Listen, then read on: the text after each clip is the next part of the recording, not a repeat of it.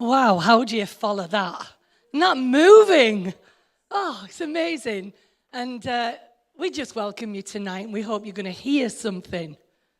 You know, we all have ears, but are we hearing? You're going to have a wonderful evening and learn something. But anyway, over the last few weeks, we've talked about living in the moment, about what exists in the moment is only the I am, that is carried on the breath. There's no past, there's no future, just the I am of now, connecting with the breath of God, the source of all being. And we've then learned how words are powerful and how they create the world we live in. I am are the most powerful words that humans can speak, as what follows those two words define who is my I am. I hope you've been encouraged to speak life this week into your world and you've experienced a change. Tonight we want to progress as we consider, what do you hear? To hear is an amazing gift that we tend to take for granted. The film you just watched, the joy when someone hears their own voice for the first time, it's so moving, and it's hard to comprehend what it must be like to live in a totally silent world. But if you are blessed with hearing, it's something that happens all by itself, because sound will reach your ear without your consent. That's just how it goes. But then here's the thing, we don't always really hear what we're supposed to hear. First of all, it may be because we're not really listening. That's a subject in itself. This is about the attention we give to what is being said, and we might get around to that another time. Or there's a whole lot of noise going on. We live in a noisy world. We're bombarded with so many concepts and opinions, plus our own thoughts, that sometimes it's hard to hear clearly anything but the loudest voice. There is a saying, we do not see things as they are, but as we are.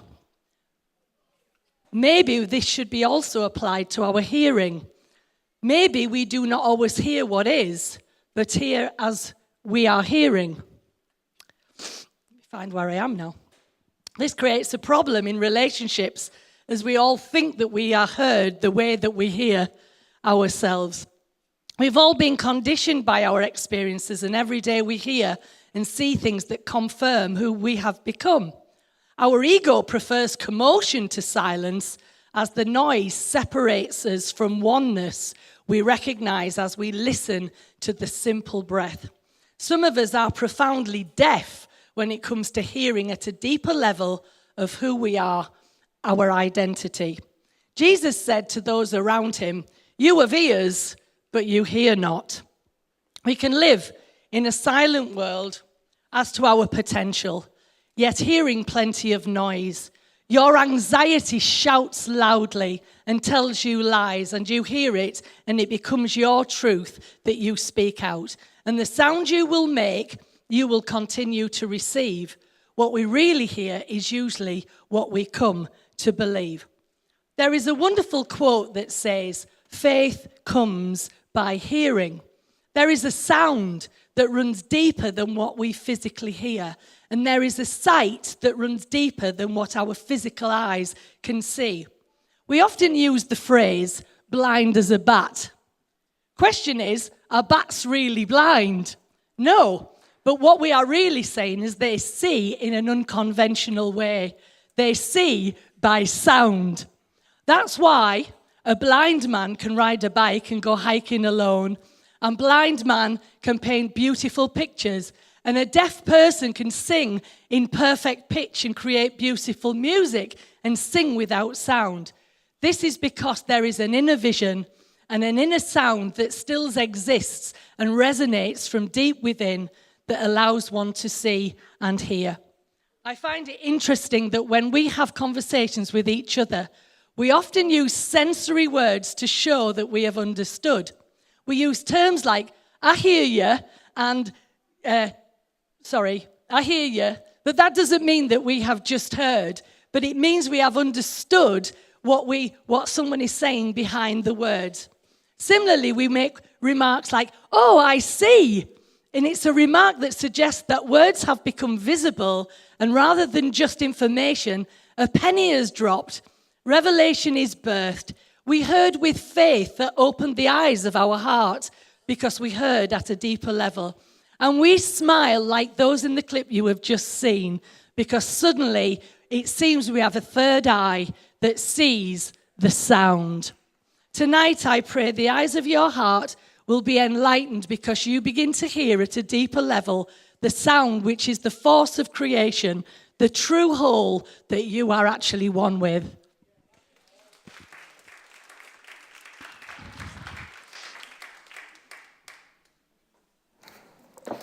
So some of you are freaking out about driverless cars or about blind cyclists. I think I've seen a few of those when I've been driving around York. Just an aside, thank you for initially credible response to the letter that we put out last week. Greatly blessed, and thank you. I hope you. Am I ringing here, or is it me? I hope you shared the emotion of that and the feeling of that first video, because hearing really is a special gift.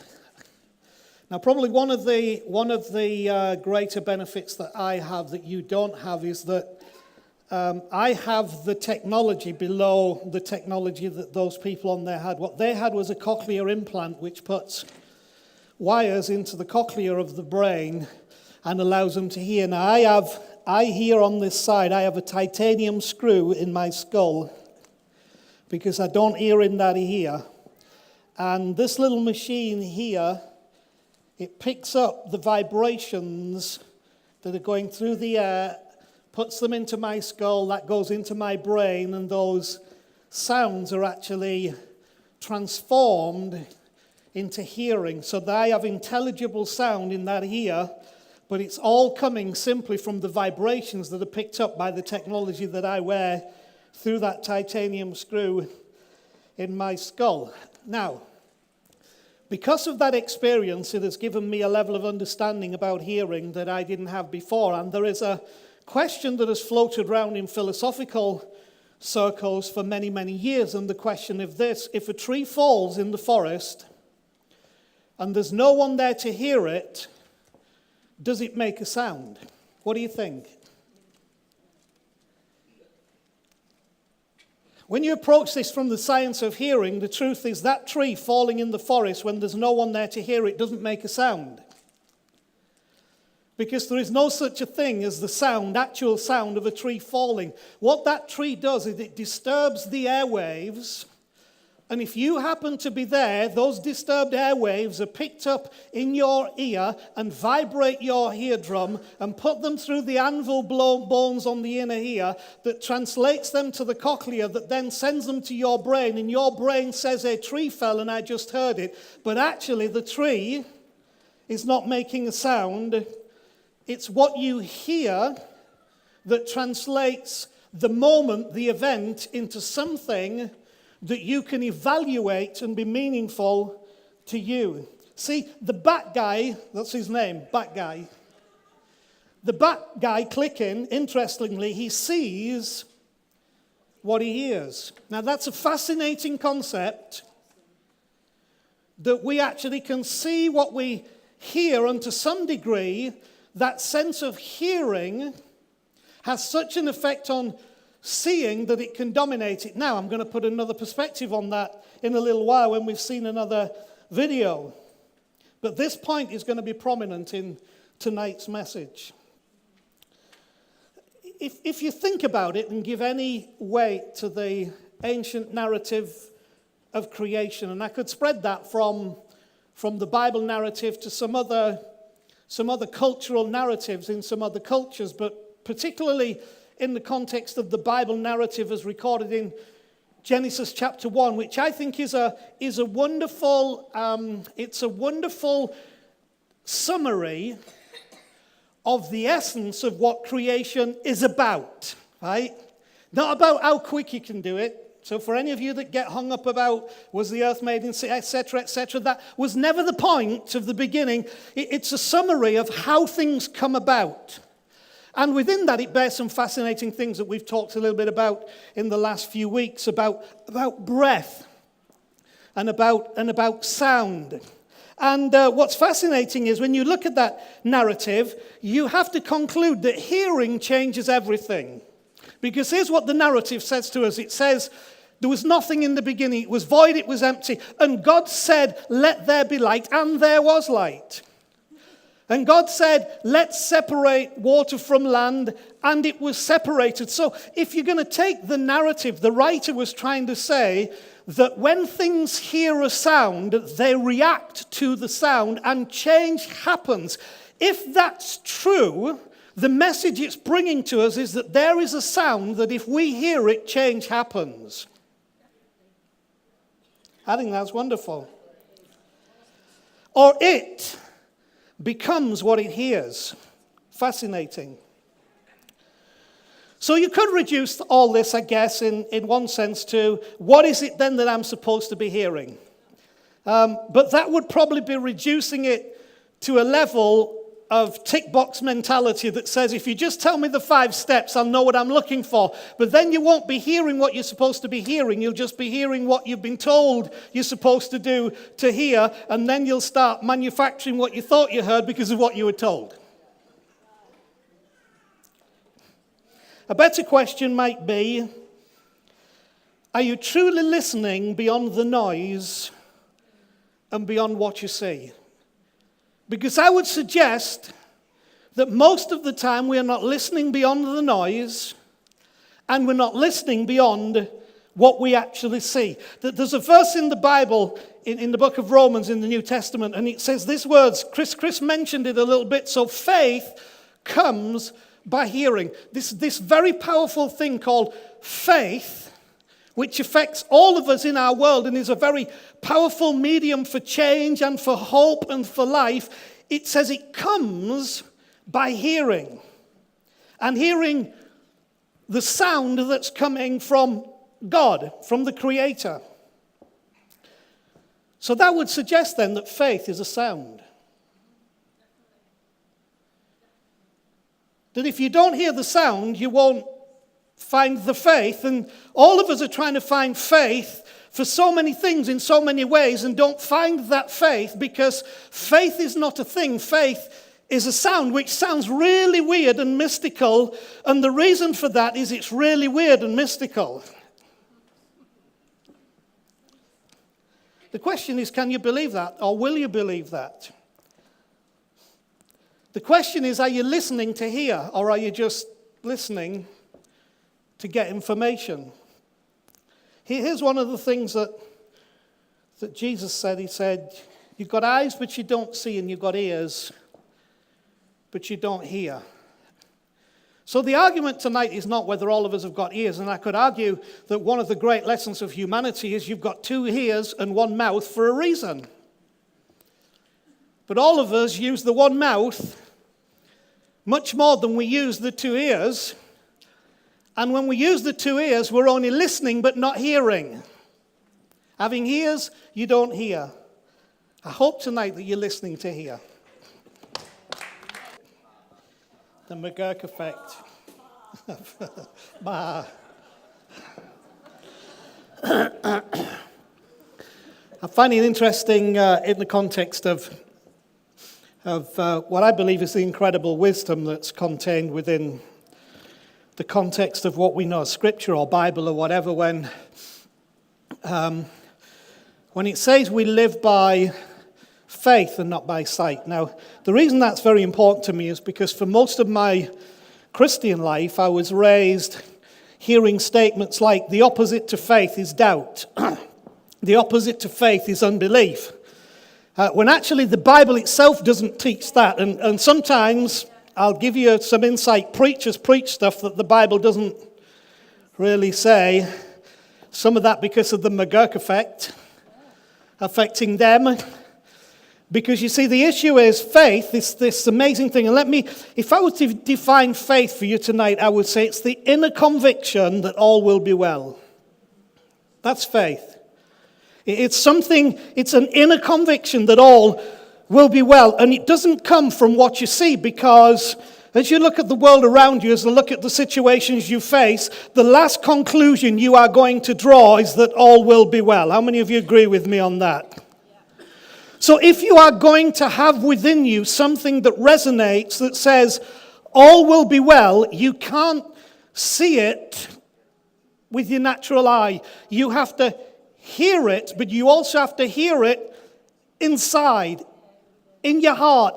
There's something inside of you, the knower, the thing that knows stuff. Otherwise, you will always be the victim of the McGurk effect. What this effect suggests is that what we see affects what we believe.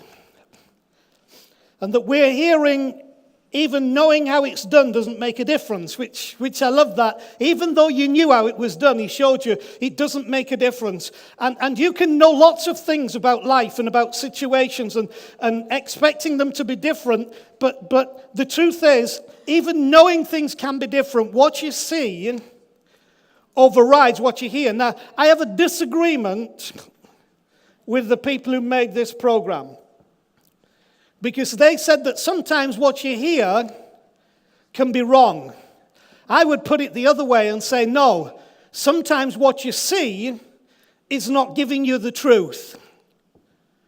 Because what you see is overriding what the real truth is. And the wonder is that there is a truth that is bigger, greater, beyond, more than what you are actually seeing. I think it's wonderful that even now, do you know, we look at the universe, not just with the Hubble telescope, but we send sound waves into the blackness. And when those sound waves come back and we interpret them, we see what is in the universe that we cannot see yet with the natural eye. And as our technology allows us to see further, or we send probes into space to look at what we heard, we found that what we heard is a truth and a reality, that now what we see is confirming what we heard. I propose to you that we spend far too much time evaluating life, truth, and spirituality through these, and not enough time actually listening. That's why Jesus said, you guys need to understand something. You've got ears, but you don't really hear. In other words, you might be listening to the noise, but you're not hearing the sound that comes that changes everything. One of the great impacts of the whole story of Christmas, wherever you place that in your belief system, is the great emphasis placed on hearing.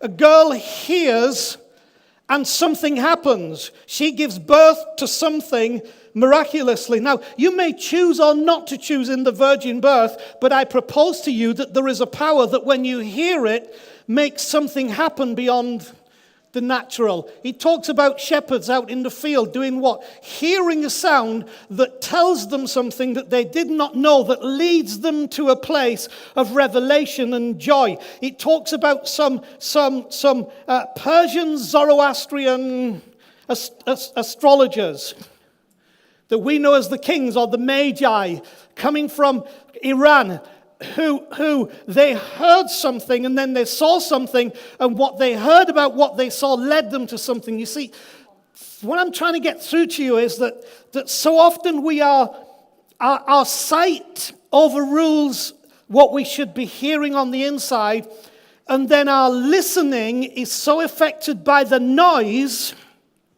the clutter, the complaints, the moans, the misery, the negative confessions, that we make it so it's very difficult for us to hear the sound that will really settle your spirit and bring hope, the sound that brings faith, the sound that convicts you from the inside that all will be well.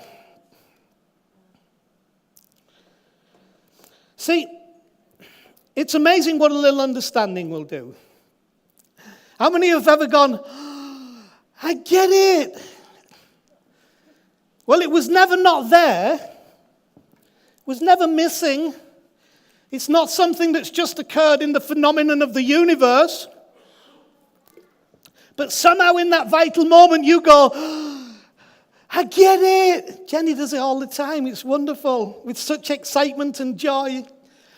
I get it now. What is that? It's that beyond the sight and beyond the clutter, you actually understood something. Another fascinating thing that's written in the Bible that I thought it was just validating you have to think the Bible's inerrant and infallible, but actually had nothing to do with that, because actually I don't believe that the written text is that way or was meant to be that way. But here's what it says.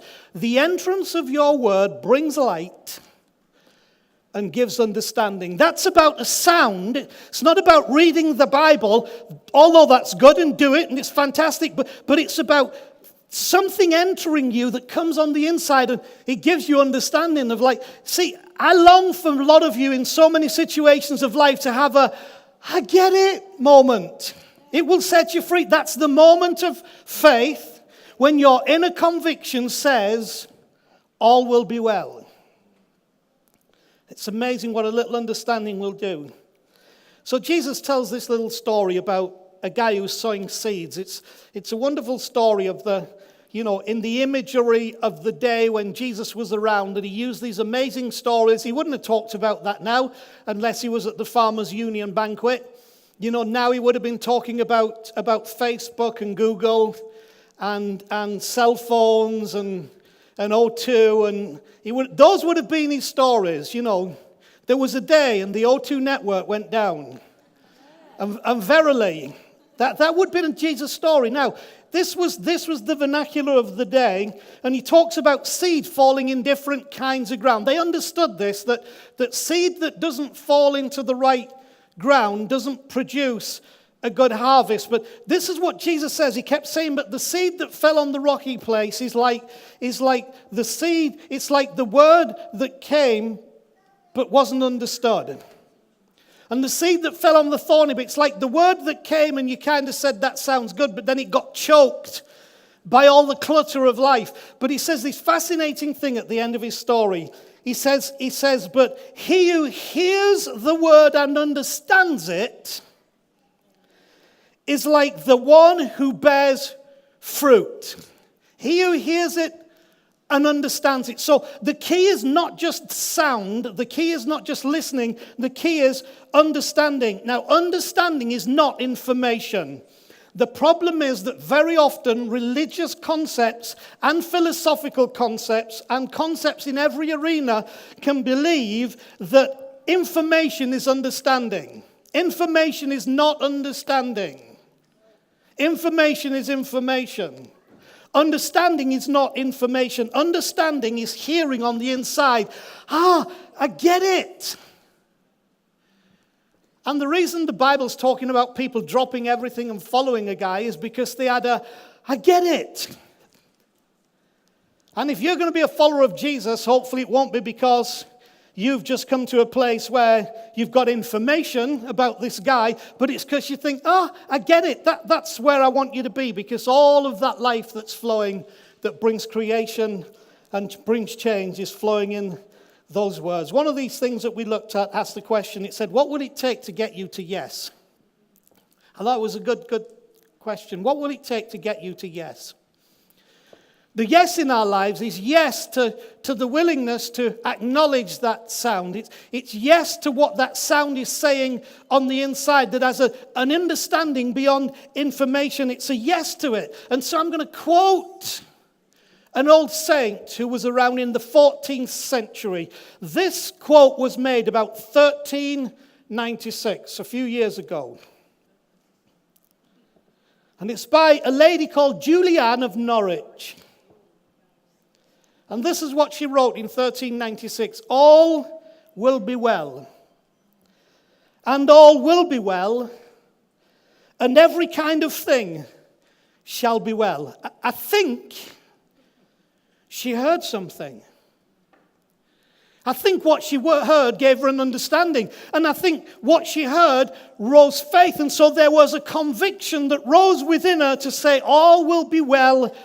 And all will be well, and every kind of thing shall be well. It's amazing what you can hear when you let it go and relax and give your yes to the sound. See, there's no formula for this because there is a mystery to it. There's something beyond the natural. But if you keep doing this instead of opening this, all that will ever drive you will be what you see. But faith can rise in your heart when for one moment you realize that there is an ear in your heart that listens to a sound beyond the clutter and the noise that you're hearing. And when you hear that sound, here's what it will say. Hey, all will be well. All will be well. Every kind of thing. All will be well. That's the faith I want you to find. But it comes by hearing. Let me just pray for you for one moment. Father, in this place tonight, I pray every heart will be open to hear the sound that is coming consistently and constantly that tells us because of your goodness and your love, all will be well. Help us to close our natural eyes and shut our natural ears and listen from the inside to the voice that says all will be well, so that faith will help us to move the mountain in our life. We've got one last video clip, and this last video clip illustrates something that I think is very important, and that is this, that if you don't give your yes of belief to what we have been saying, you won't hear the sound. Just watch this.